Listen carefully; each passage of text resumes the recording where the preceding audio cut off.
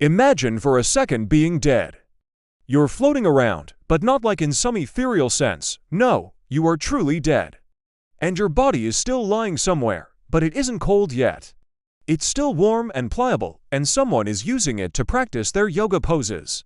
Well, that's what happened to Connie Jane Brock, and the person who did it wasn't even practicing yoga. They were actually getting ready for bed.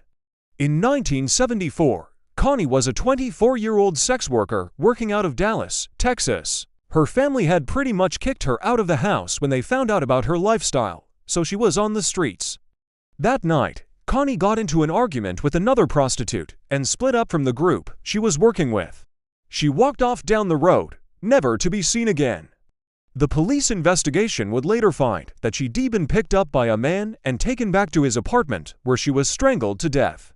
But back then, no one knew any of that. Connie's body didn't turn up until 3 months later, and by then, it was too decomposed to get much information from. The authorities thought maybe it was just another case of a junkie ODING. And that was the end of that, or so everyone thought. You see, Connie was just one of hundreds of women who met a sticky end over the course of the next 35 years. And all of them were killed by the same man, Samuel Little, one of the most prolific serial killers in American history. We'll tell you all about him right after this.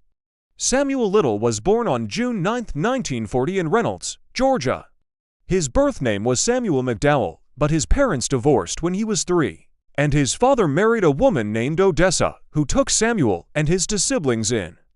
So he ended up changing his last name to Little. By all accounts, Samuel had a rough childhood. His dad was abusive, and his own brother would later describe him as crazy. When he was 6, his mother and stepfather moved away, and little Samuel was sent to live with his grandmother instead. He would later say that he hated living with her because she made him do chores. So at the age of 13, he ran away from home. When he was 14, Samuel Little was arrested for burglary. He spent a year in reform school and was then released back into the world. Now, despite his difficult upbringing, Little wasn't totally without prospects. As a young man, he was described as charming and good-looking, which helped him get ahead in life. He enlisted in the Marines and became a military policeman. He also learned how to fight in hand-to-hand combat and developed a specialty in judo. After leaving the service, Little continued to work as a law enforcement officer in Florida. But in 1967, he was fired after being convicted of raping a maid while he was on duty. It's possible that this event set him off and led to his embracing a life of crime. Because starting in 1970, Samuel Little embarked on a decades-long killing spree, and he showed a particular taste for murdering women. Now, unlike most serial killers, Little wasn't interested in making his victims suffer. He wanted them dead, and he wanted them dead quickly and quietly. Strangely enough, his preferred method of dispatching them was to simply choke them to death with his bare hands. This might sound surprising, but there are some good reasons behind this choice. One is that strangulation doesn't necessarily leave marks on the victim's body, meaning that the only sign of foul play might be the ligature marks on the neck. Another advantage of strangulation is that it leaves little evidence behind. No one can touch DNA from the killer's skin underneath a victim's fingernails or find his fingerprints anywhere. And since strangulation is silent, no one can hear a killer in action unless the victim screams. But if they do scream, it might just make the killer stop. But the biggest benefit of strangulation is that it doesn't take long for a victim to die from it. If done correctly, the killer can kill their victim in under a minute without really leaving any physical evidence behind. All of these factors would help Samuel Little get away with his crimes for so long. But let's get back to Connie Brock. After strangling Connie and stashing her body, Little drove around Dallas in his car. He liked to listen to a local DJ named Big D, and when he heard that man announce that it was National Donut Day, he decided to celebrate by going to a donut shop to buy himself a sweet treat. The next day, Connie's body was found, and the police were stumped. So Little drove around Dallas listening to Big D on the radio.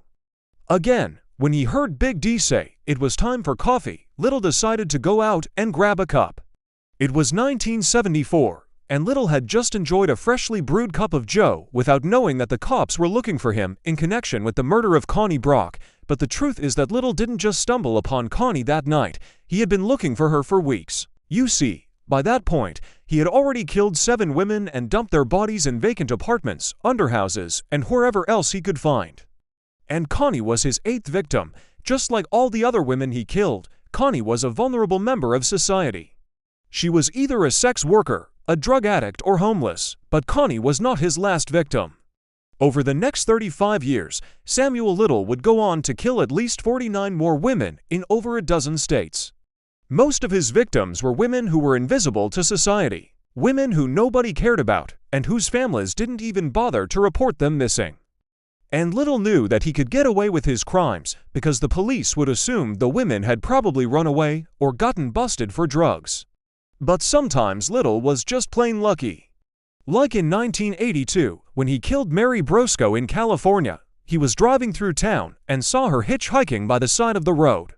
Little picked her up and drove her to an isolated area where he strangled her to death. Then he stashed her body in a washroom and went on about his day. When the police found Mary's body 3 days later, they thought she'd been the victim of a traffic collision. Even though she had no trauma to her head or torso, it took them almost a decade to realize that she had been strangled. Fortunately for Little, he was able to stay under the radar for the rest of the 80s, but things changed in the 1990s. In 1994, Little killed Kimberly Martin and dumped her body near a bridge in Riverside County, California. 2 years later, her remains were found, and the police were finally able to link Little to the crime using DNA evidence. But when they confronted him, he pleaded not guilty. Since the police couldn't tie him to any other crimes, the judge wasn't convinced to go through with a trial. Instead, Little was given 30 years probation for voluntary manslaughter.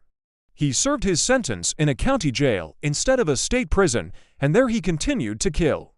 In total, Little would admit to killing 93 people, 48 of which the FBI had been able to confirm.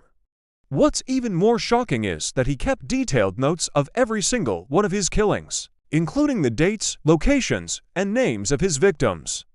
But he didn't just write down the names of his victims, he drew portraits of them too. He would memorize what they looked like and draw pictures of them from memory, even if it was decades after their deaths. And in some cases, the FBI was able to use those drawings to identify the victim. So we know that Little committed his first murder in 1970, but the question is, did he start earlier?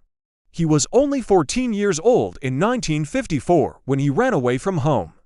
And the FBI thinks that he might have killed as early as that year. He admitted that he killed his first victim when he was a teenager, but he refused to reveal the victim's name or any other details. He said that he had killed her in a different country and that her body was buried beneath a bridge. The FBI hasn't been able to verify those claims yet. So for now, 1970 stands as the earliest confirmed date for Little's killing spree. As far as why Little finally decided to come clean, it was most likely because he was getting too old to keep running. At the time of his arrest, he was 70 years old, and he knew that he wouldn't make it out alive. And he may have felt some strange sense of pride in his life's work, seeing as he entered the Guinness Book of World Records as the most prolific serial killer in U.S. history.